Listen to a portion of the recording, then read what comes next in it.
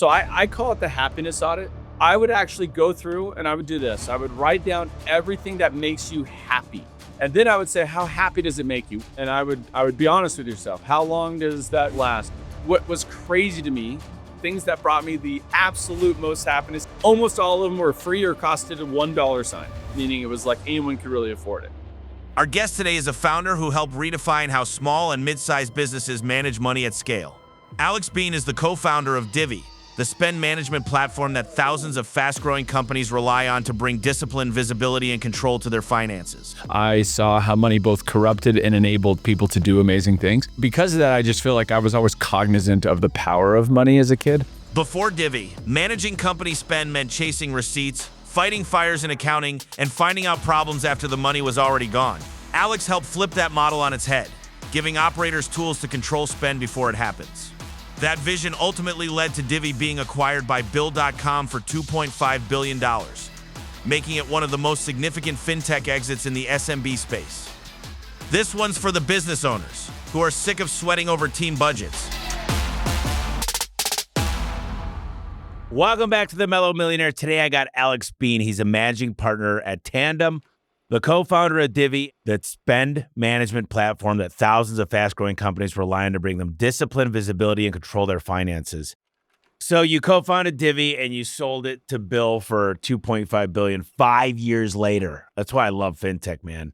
Can you tell us a little bit about that, how you got into that space, and where you're at today?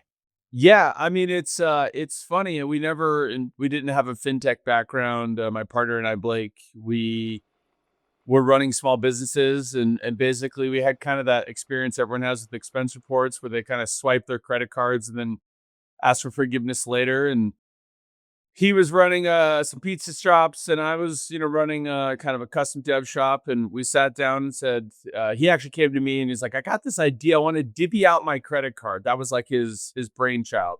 And we talked about it from a consumer side and from a business side. And within an hour, we'd kind of mocked up, well, what if we could put it on the phone, right? Like create a Venmo for business and Apple Pay and all this stuff. And we talked about it for an hour, and I think we never stopped talking about it again for the next 6 months until we officially did it. And it was a wild, wild ride, and we got our butts kicked in some regards. We kicked butt in other regards, and it was a fun run. But it took us 5 years, and it's now been about 5 years since we did it. So it feels like an eternity ago, but also feels like yesterday. Yeah, that's a big business in 5 years. I mean, most people spend 20 years to get to that size. What was your favorite part about building Divvy from the ground up? So if you really think about what we did, it was changing the way that businesses spent money. And so our tagline was spend smarter. And we wanted everyone from like the owner and the managers to the employees to just have a little bit more visibility on how much they had on their budget and what they could spend. And to me, I think the thing I'm most proud of, banks didn't even do live reconciliation with transactions. So the idea of like a real-time budget like just didn't exist. And so now fast forward, you've got Divvy and Brex who just sold for $5 billion, or you got Ramp, you have Amex and Capital One. All the players in the business are now basically moving their credit card spend towards what we came up with. You know what's funny is I think I might have been the original first customer, because it had to be 5 years ago. I've been on Divvy forever, and I just like the concept of, hey, I'm going to give you your card, but it's really monitored in a different way. We've got a lot of employees with expense tabs, and I'm finding out private equity. There's one I have in mind that they don't really have their stuff really tight, and I found out there's a few executives there that have paid for their golf course membership, like literally like hundreds of thousands of dollars. And it's such a big company. I don't think people realize it, but my CFO loves it, and it's so important. What do you think being an operator of that shaped how you look at the business world today?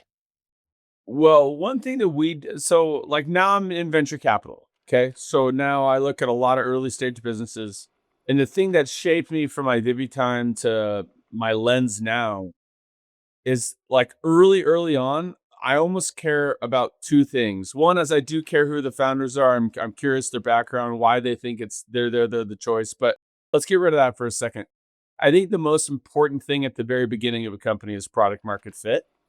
And I look back at the Divvy days and people say, well, how do you know you had product market fit in the early Divvy days? And I'm like, well, I was at a job where I was actually making very, very good money. We were kicking butt in our own right, and it was going well.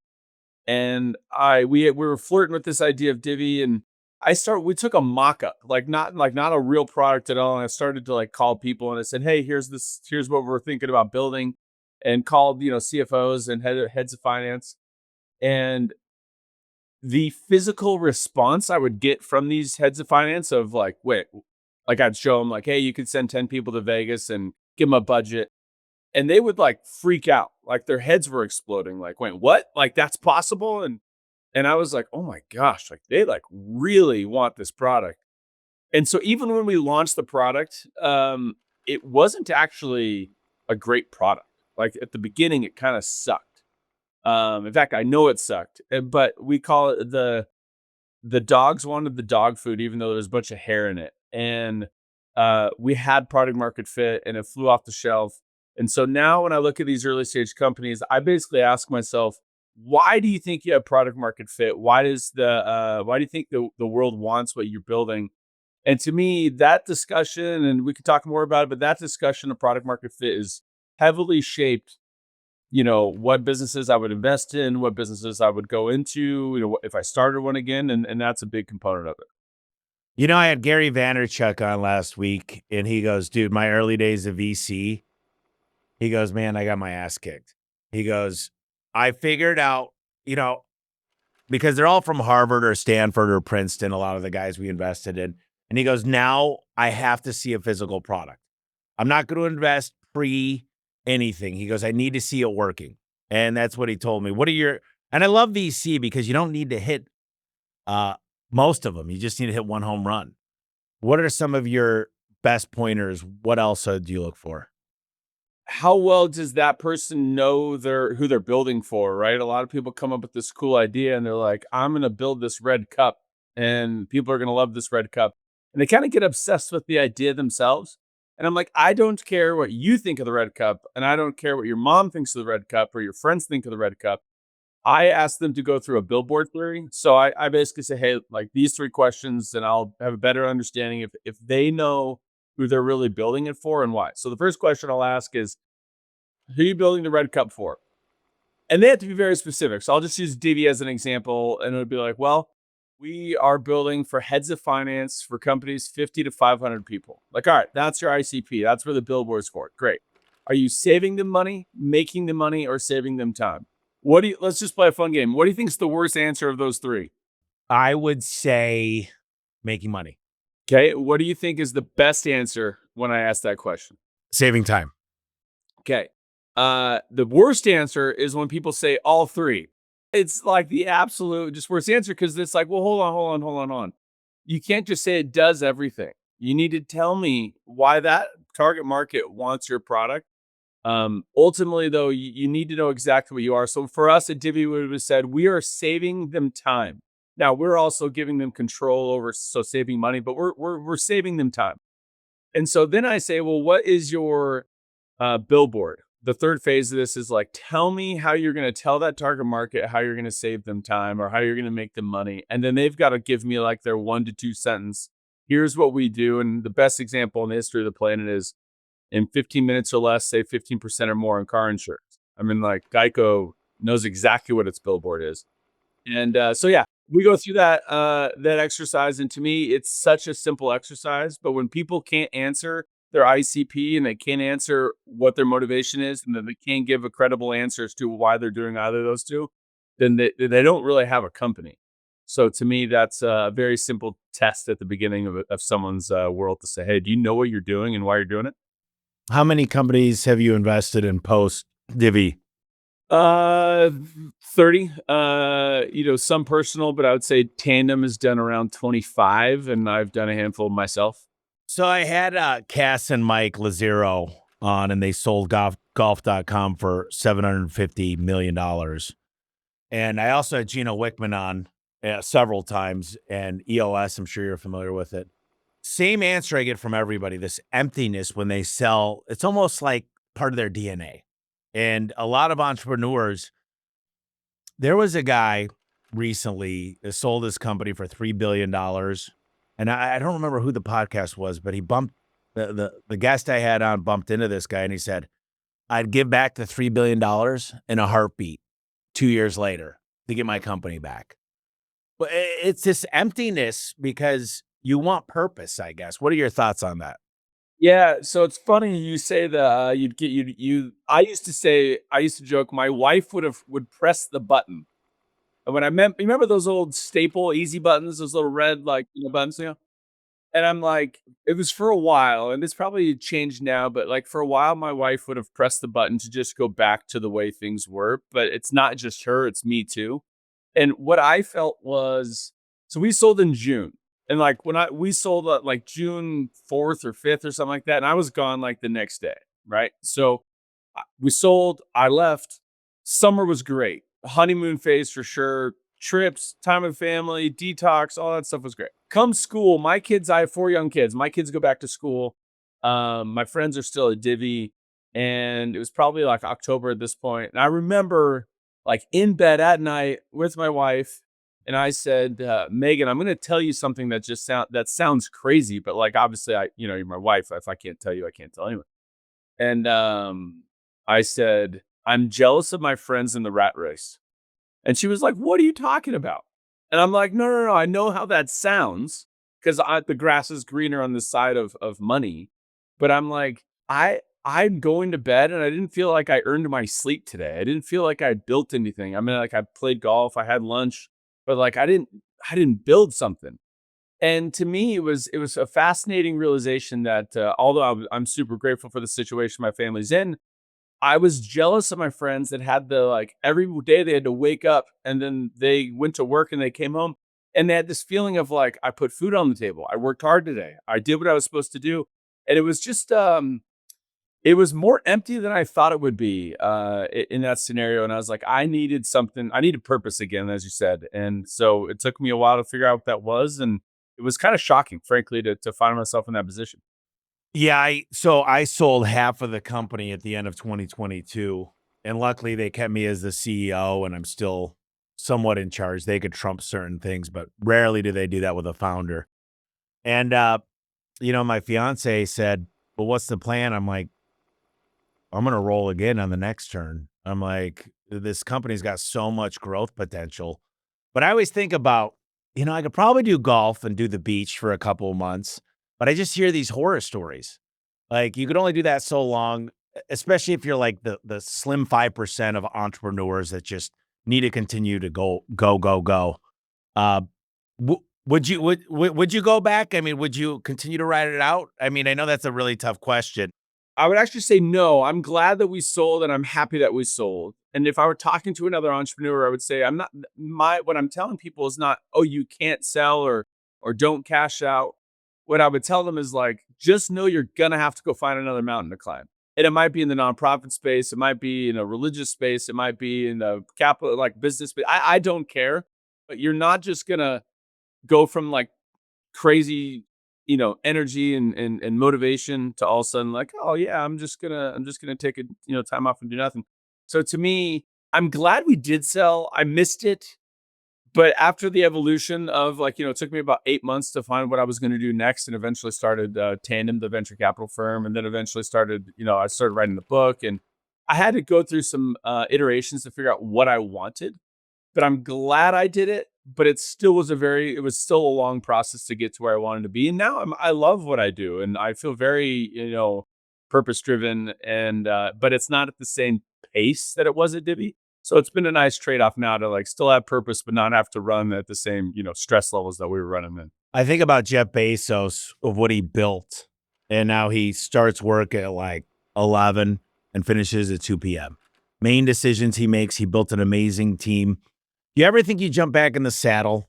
So people ask me this a decent amount, and they said, "Is it easier to be the investor or the operator?" And I'm like, "That's honestly like a dumb question." The answer is an operator is so much harder.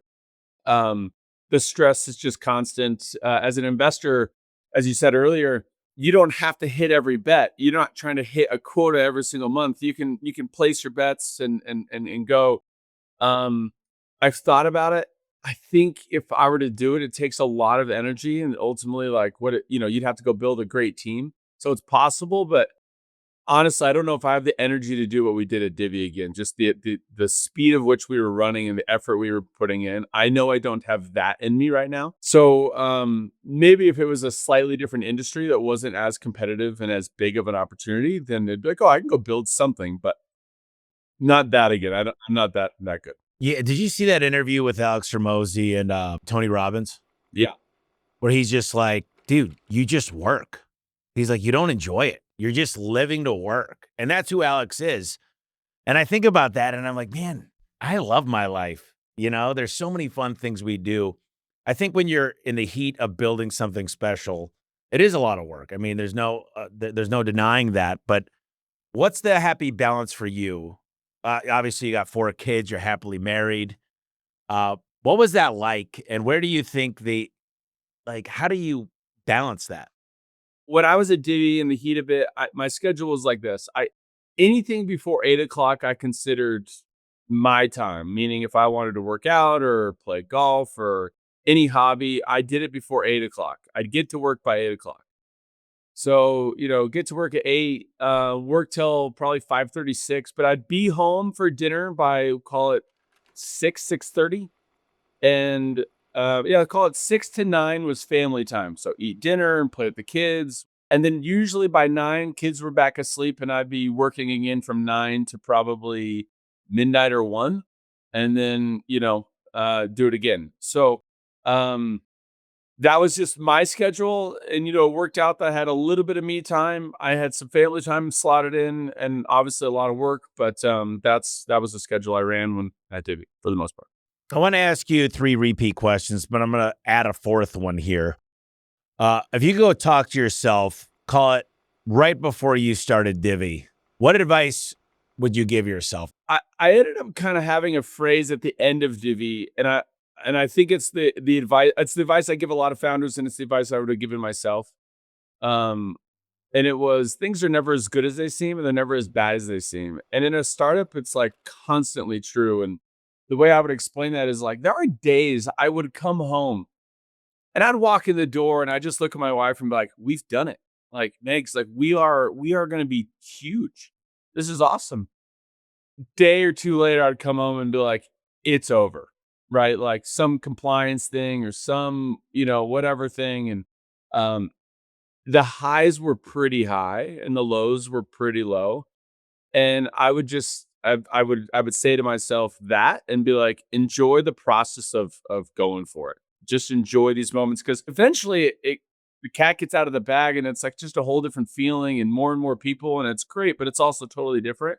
So enjoying the process for every stage that you have and trying not to go crazy with the emotions. But Or what's one piece of game-changing advice you wish you knew in your 20s? so I got advice. It's funny. This is before Atomic Habits. Like, obviously, you've read Atomic Habits. You know the concept of the 1% change is life changing. I got advice from someone, actually, my business partner's dad. Before we were business partners, we knew each other back in Seattle, and I was interviewing about my career, and I said, what advice would you give me? And he said, good habits go a long way. And what he's saying is the Atomic Habits message, which is just like build in some good habits and just slowly start stacking good habits, good habits, and good habits. And eventually you've built someone who's, efficient, goal oriented, with the right processes in place to keep getting better. And I would say I'm okay at it. Like I'm not the best in the world at it, but it was phenomenal advice. And to me, going back into my 20s, I have a bunch of nephews and nieces, and I work with a lot of young entrepreneurs, and I think that advice still holds true, which is just stack good habits and keep making yourself better and better. 20s has nothing to do with making money; it has everything to do with stacking capabilities, learning hard skills, and learning good habits. The money will come in your 30s, 40s, 50s if you do that. I agree. If you had to start over with 10 million tomorrow, where were you putting the 10 million? Personally, if it was like, okay, if I had 10 million and I was like trying to go back and create a different level of wealth than that, I would start a business. I would probably take. I mean, I'm a risky person by nature. I don't want to say I have the exact idea, but I'd be like, all right, there's a few phone calls to make. I'd call a few people I know and be like, come to my office tomorrow. We're gonna figure this out. We're gonna spend a solid 70 to 80% of what we have in this bank account to see what business we can go create. Because if you're gonna create wealth, you do it through creating a business. Like to me, you got to go create and build something, and so we'd start from scratch. What's your biggest professional dream at the moment? So I'm money motivated for sure. I don't want to. We're gonna get into some of this nonprofit stuff, and I don't want to anyone to think that I'm like anti money or I'm against that motivation, because it was my motivation for a long time, and I'm not against the motivation. I think it's a good motivation. I remember driving in the road with my partner Blake, and he was kind of giving me the like, "What's your number?" speech, like, "What's your mountaintop?" And I gave him this number, and it seemed not crazy, but it seemed like, wow, if I could hit that number, that'd be unbelievable. And fortunately with Divvy, we surpassed the number, and that was great. And so now I look at it, I'm like, well, what's my professional goal is no longer like, oh man, I want to go hit this number. I got to get this big. Like I think I've been able to get past that kind of mindset. And now to me, like I started Tandem, this venture capital firm, because I was like, if I can go help 10 other entrepreneurs have a Diddy like experience here in Utah or around the US, that to me is a professional goal. Like if I could go find 10 more entrepreneurs to sell unicorn companies, I would love it. Like give them my playbook, have them go be 10 times bigger than me. That would be awesome. So I don't really have like a own personal mountain I'm trying to climb, other than, maybe help a few other entrepreneurs along the way and work with great people and do what I can to build some companies. Yeah. I mean, it's tough because I think we're all money driven, but at what point there's a great book I just read, Die with Zero, and it just explains like live your best life when you still can. Don't wait to give it all away when you die. Give along the way, start charities, start 501(c)(3)s, do the trips, do the family trips. I don't have any kids yet, but I'm going to have kids. And I heard days are long, but the years are short. Yes. So let's talk a little bit about post-exit life. You wrote the book Factory for Good. It came out of a very personal place. Obviously, you decided the definition of success had changed, and you want to help other entrepreneurs, but it sounds like you really want a lot of the stuff I think you talk about is what happens after the money comes. I wrote the book. I grew up, I had a successful great grandfather and a successful grandfather. They were entrepreneurs in their own right. Awesome, entrepreneurs and business people up in Seattle, which is where I'm from. And so I grew up around it. I grew up around watching wealth being created and jobs being created. And without going into the personal details, I saw the positives of money and the community things you can do and the people you can help, and my own father was helped because of this. But then I also saw the negatives of money and all the things that come with that. In and I remember watching I just remember watching my grandpa, who was like one of my idols. I mean, he's just the man. He had everything. But I realized that money wasn't just the secret to success or secret to happiness, and there had to have been something else. So, when the money came and it hit the bank account and I was processing it, it was like, wait a minute. How do I make sure I end up over here and not over here? And I make sure the good things happen. And this is a positive thing for my family and not a negative thing. And so that just like hit me like, okay, hold on. What are the small decisions I can make? And so I started interviewing hundreds of people of just like, what have you done to navigate good and bad, the roads of prosperity? And from that came a lot of really cool stories and a lot of help in understanding, like, yeah, what do you do when the money comes? And I learned a fair amount from those interviews. I had a mentor. We kind of did everything we could together. I was his last client, but Dan Martell, Buy Back Your Time. And he got me to look through a different lens, a lot about money, but he's like, you got a chef, right? And I'm like, dude, no, I'm a blue collar guy. I don't have a chef. He said, well, do you like to cook? I'm like, no, I order Uber Eats. And he goes, "You got a driver, right? You drive." We went over this whole thing we went through, and he's like, "You drive 11 hours. You got a driver, right?" I'm like, "Dude, a driver? If I showed up to work with a driver," but he's like, "That's selfish." He's like, "Think about all the Zoom meetings and the things and how much gratitude, and you could tell people how great they're doing on the car rides." And he really got me to look through a different lens and just about doing things for so many people that I care about. So I made a list of every single person, a lot of family, a lot of other people, and I don't want to give them anything, but I want to give them opportunity. Like I'll invest in them if they got good ideas. How do you feel? Because Kevin O'Leary once said, if you need money, you get one time. I'll cut you a $50,000 check. You could never come to me again for money. How do you deal with that? Actually, what Kevin said, which I think is interesting, is let's use a fake number, but like someone says I need 100,000, he would give them like 130 or 150. He'd give them more than they asked for, but said this is your one time. And I actually I love that thinking, because look, I get it. Like there's a lot of people like in your world that are going to say I need help, I need help, I need help, and a lot of people are well meaning and they need help, and you give it to them and they go execute and they get on their feet, and it's a win-win, and it feels great to give and they are happy to receive and get back on their feet. But there's a fair amount of times where that's not the case, where someone just kind of wants to grab what they can, and it can be difficult to parse the difference.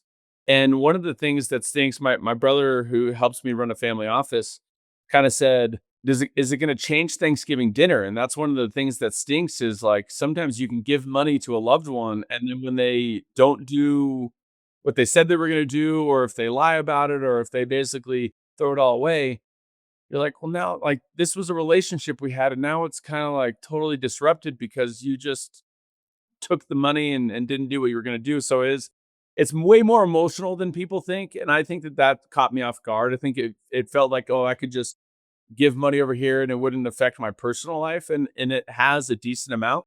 But I actually like the Kevin O'Leary strategy, and I've done it a decent amount, and I think that's one I'd recommend for sure.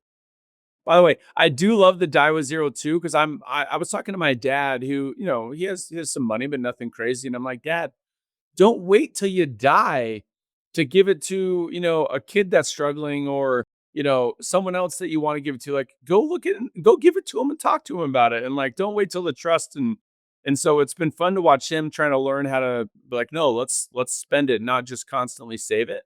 And I think most people that are inclined to build look at their net worth and they want to see it constantly do this. And the thing about Die with Zero that I like is he's like, hey, it's okay if that number starts going down for whatever reason, whether it's experiences or nonprofits or, what have you. And I think that that's a good notion for all of us to have. How do you feel about possessions? I mean, I'm building a really nice house in Idaho, and I took my dad up there. And the deal is, my dad went up there and he's walking around. It's a massive house. He goes, "I never want you to feel guilty about your success." He goes, "You're not using this to say, 'Look at me.' You're building kind of a melting spot for us all. And I know that's you. You're never going to have a day alone on this lake without family, friends, coworkers." But what are your thoughts? You will have haters no matter what. I mean, no, it doesn't matter what you decide, you'll have it. But uh, okay, there was a book I read called "Thou Shalt Prosper" by a Jewish rabbi, Daniel Lapin. So I'm not Jewish, but this rabbi wrote the book, and it's actually, I love some of his thinking and some of his messaging, which was God wants us to prosper. Money is a facilitator of buying things, what things that we need, like food, but also experiences and shelter and safety. And um, that changed a lot of my opinion on like the blessings and purpose of money. So I really like that book. And then how I try to play that out is, look, I do think that things can take over and people can get caught up in consumerism and like what car can they get, how many cars can they get, or how many houses. And I think it's more of a, I'm not against those, but I'm like, hey, are you building a place for memories, right? Like I'm with you. We have, actually, here's how I would respond to that. I did hundreds of interviews with people with money, and I asked them, what's the number one thing you've done with money that you would definitely do again, that you absolutely loved? And the number one answer almost every single time was basically buy a cabin or go on trips with my family. Because it was like, I'm creating memories with the people I love the most, and I get to experience things with them. And it was just like every single time. Um, Now there's a fine line between that and just, like I'd say the difference between rich and wealthy is, if someone's on a private plane by themselves, that's rich. Wealthy is the person that's on the plane with family and friends and have those relationships. So make sure that you are actually maintaining and bringing in those relationships and you're not doing it for yourself. And if you can balance those two, then I'm like, yeah, go for it. That's great. What emotional challenges around money do most founders never talk about publicly? I didn't put this in the book, but it's it's a good example of the emotions of wealth, and I'll give you two things. First thing is like, okay, so who's the most important person in my life? My wife, right? Like she's everything to me. I'm everything to her. And what was fascinating is we'd been married for 14 years when we exited Divvy. Great relationship. I think we both would give it like an A plus, where it's a great spot. But when the money hit, I was like, let's go this way. And she was like, let's do this. Like I said, she would have pressed the easy button of like, no, no, no, let's go back. Let's not do anything different. And I'm like, let's go get a cabin, all this stuff. And for the first year after Divvy, it was probably the second hardest year of our marriage outside of the first year because the emotions of money hit us so differently in how we handle it, how we handle family, how we handle giving to people, how we handle responsibility of it, how we talk about it, how do we raise our kids. And it created a lot of conversations that I didn't realize that we were so different.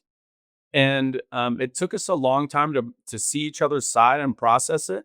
And to me, it was kind of odd that we found a divide from the money. So that was very emotional and took a long time to work through. I think the listeners, I think a lot of them have healthy exits coming. And I think your life partner is one of the most important people to discuss that with on how it's going to be spent, maybe before the transaction. But I'd love to hear a little bit more about that. Yeah. So I'll give you a practical example of what I'm talking about. Um, we lived in a nice house, a reasonable house, starter home-ish, but we loved it and our kids loved it and the kids had friends and we lived next to family and it was great. Um, but you get money and you're like, oh, we should go build maybe a bigger house. And this bigger house could have some fun things like a basketball court or whatever, a pool in the backyard. There's a pool. And I'm like, well, let's go do that. And she's like, I don't want to change anything. I want to be next to family and I want my kids to stay at their school. And I don't want change. I want my kids to grow up in this environment. And I'm like, well, but I want to go have this environment. And they were very different environments. And so for us to have to constantly talk about what was right, what was wrong. And by the way, there is no right or wrong, really. It's more of like we got to just be together and figure out what's best for us and our family. And so eventually it was like, we actually bought property, but we didn't end up building on it for a while. But eventually we were like, okay, let's start building. And these were just they're seemingly small. You think, oh, you just go buy a house and because you can now afford it, but it was actually like the ripping of our kids out of their school to go to a new place. And yes, we are in the new house and it's great and our kids have new friends, but it was a big discussion and a lot of questioning from my wife and the kids. Is that the best thing? And so it's not as easy as just go buy the house and enjoy the pool. I'll never forget December 2022. It was Christmas Day and the money had got wired to my Goldman account. And I called Joe, the guy at Goldman, and I go, dude, this is a weird feeling. Like I'm looking in my Goldman account and I go, dude, I could never imagine being able to spend this much money. And he goes, dude, I know you. You'll spend it. I mean, a lot like you. I like to invest in things and like to see things and to grow and just be part of stuff. So when you thought about real estate, you got venture capitalists, you got hedge funds, you got conventional private equity. You started a family office. There's Bitcoin, there's the S&P market, and they say get diversified, have slow money, have long money, have your money that you want to kind of experiment with.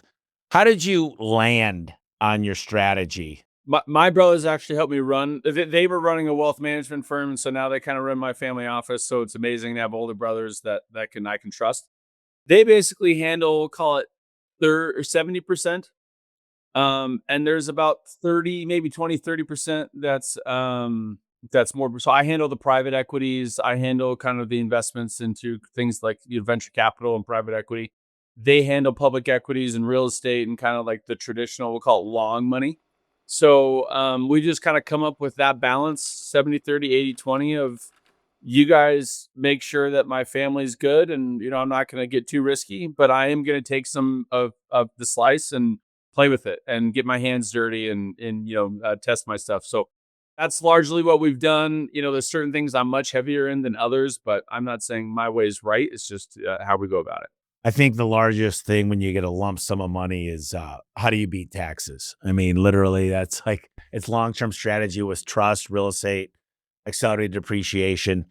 Um, one thing that really, this is a selfish question, but I'm thinking about my future kids, and I'm thinking about, man, I didn't have a pot to piss in. I mean, we went shopping in fall for clothes. It's not like I didn't have clothes or food, but I mean, we lived in a small house. Mom worked 3 jobs. I mean, and I think that's what made me. So, by the way, the reason my wife and I are very different is my wife grew up in a similar situation. Single mom working, all the time and 6 kids. And, it's like I grew up in a different scenario where we were upper middle class and, we had a pool in the backyard. So we had different backgrounds. And I see this all the time. And in the interviews of people knowing like, hey, I had to work when I was 14 and that's what made me. But now my kid only lives in a certain lifestyle, only stays at the Four Seasons. Like what's going to turn of him? And honestly, it is complicated. I don't have a right answer. I will say in that world of what we'll call it trust fund kids or kids that grow up with wealth, I see a ton of kids that get screwed up, and I see a ton of kids that are some of the best kids I've ever met. And usually I tell them if your kid has responsibility towards budgeting or towards making money, and they just learn a healthy relationship with finances, and they realize it's not their money, and they have to kind of build something on their own, then that's the blessing you can give them and give them opportunities to go try to create a business and try to learn and try to grow. But if you just give them everything, like a car at 16, and they don't have a responsibility for gas or insurance or something, yeah, that can get them in trouble pretty quick. Founders and entrepreneurs are always looking to push for more. I mean, there's a great book called Driven, and it explains me in a nutshell. How do you know, you kind of discussed this, but when's enough enough? I mean, my mom always asked me, when's enough enough? I will say like, okay, so the 3 pillars in the book that I would use to answer this question are: 1, purpose. Like everyone has to maintain or find their purpose, and you have to wake up in the morning and know what you're building. Okay. 2, relationships. That's usually your family, your really close friends. Don't want it. Your purpose should be very, very powerful, but it shouldn't be in sacrifice of those relationships. Because if you sacrifice those, then the purpose wasn't worth it. And the third thing though is legacy. And legacy is like a long word. What does it mean? A lot of people can think of like, how much money can I give away when I die? There's no definition for it, but for me, I'm like, if I have the capacity to still be a good father and husband and spend time with my family, but I can go build something that allows me to create more wealth, and that wealth I can give away now. I'm not waiting till I die and trying to give away as much as I can right now. And I can see the fruits of investing in that business and giving away to that charity and helping out those single moms, then like to me, that's this fortuitous loop that I love. And so to me, I'm like, let's keep building businesses to create more money so that I can give to my nonprofit and others. And for me, that's enough. Is like, well, if I can keep that loop running, then let's keep expanding that loop. If I'm going to sacrifice family because I'm trying to hit a certain number, then yeah, I need to remeasure and make sure that I'm in a good spot. You remember the guy Robert from Shark Tank, Robert Didakovich or what? I forget. Bertrand, yeah. Devek, yeah. He said, my biggest problem when I started to make money is I look at my friends playing. or I look at their car, or I look at the new house they bought. I've always said part of my strengths is why not me? When it comes to faith, when it comes to fitness, when it comes to finance. Do you have any tips when it comes to that?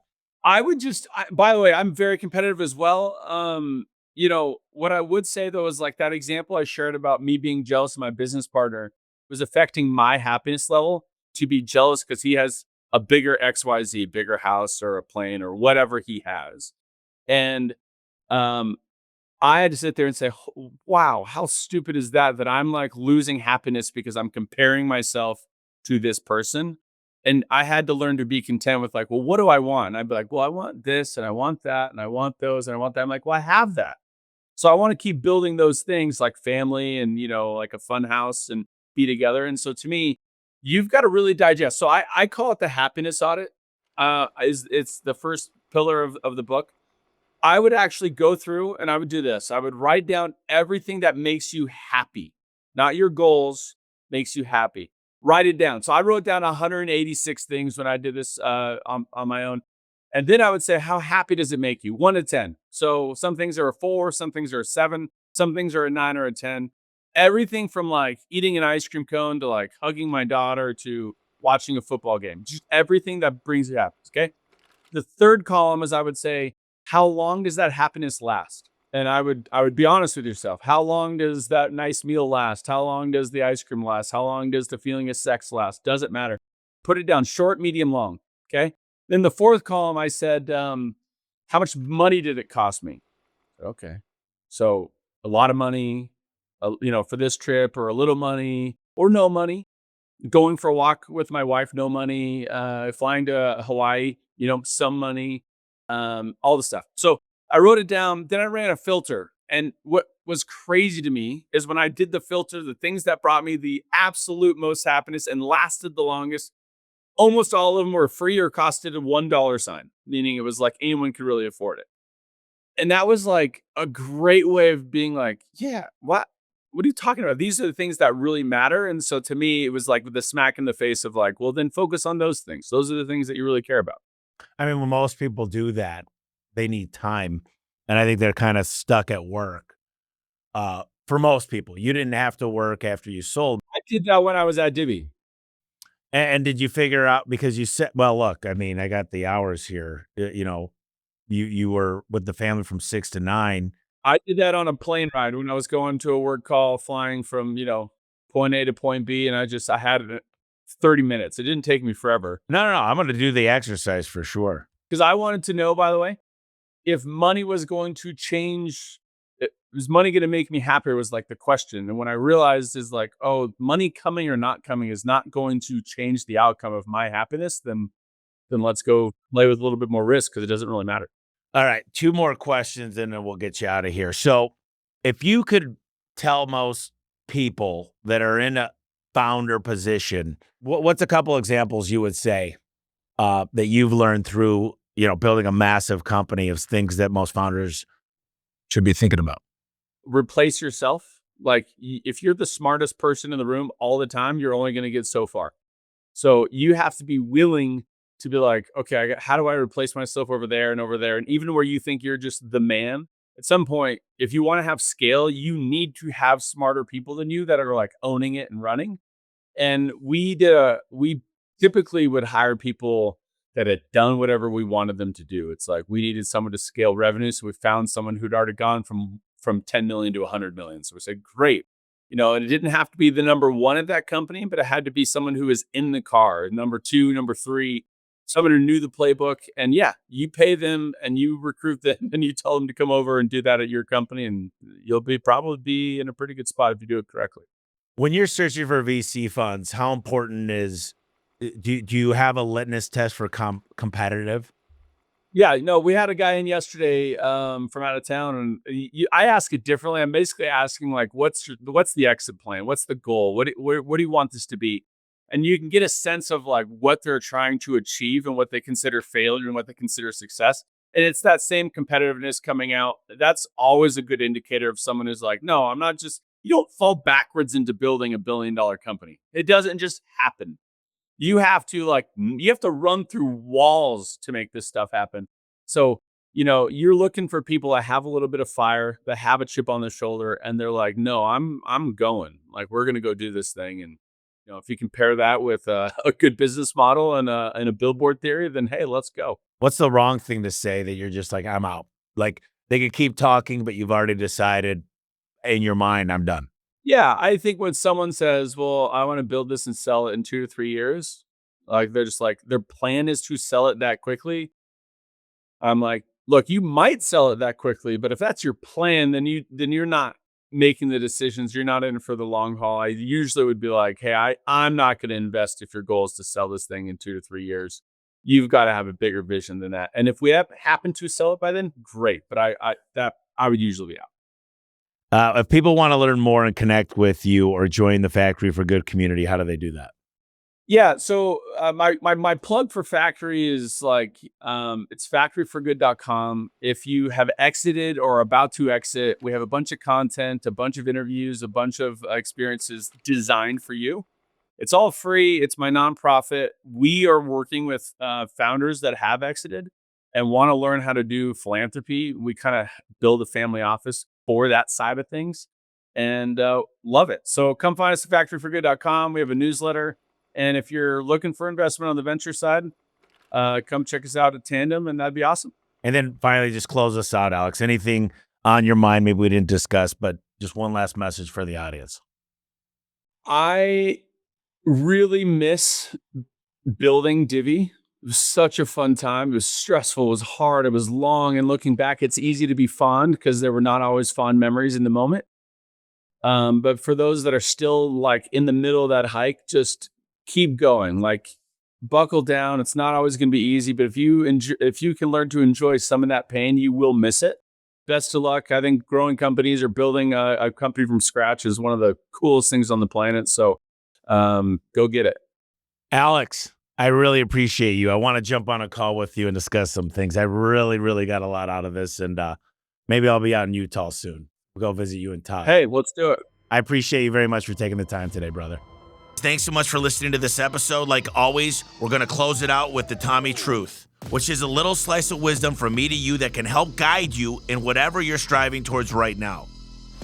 When you start a business, you're really focused on revenue, and profit is kind of like what's in the bank right now. And so many business owners, they spend more than they make. If you got a great CPA, but you don't have a CFO or a controller, they'll say, spend all your money at the end of the year because you're going to owe too much in taxes. But now you got no money in the bank to grow next year. You need to know your known financial position and have enough money to handle the growth. Marketing, capital expenditures, hiring. But once you get serious about profit, all the things start going in the right direction and you create true wealth. And that's it, guys. We'll talk to you next week.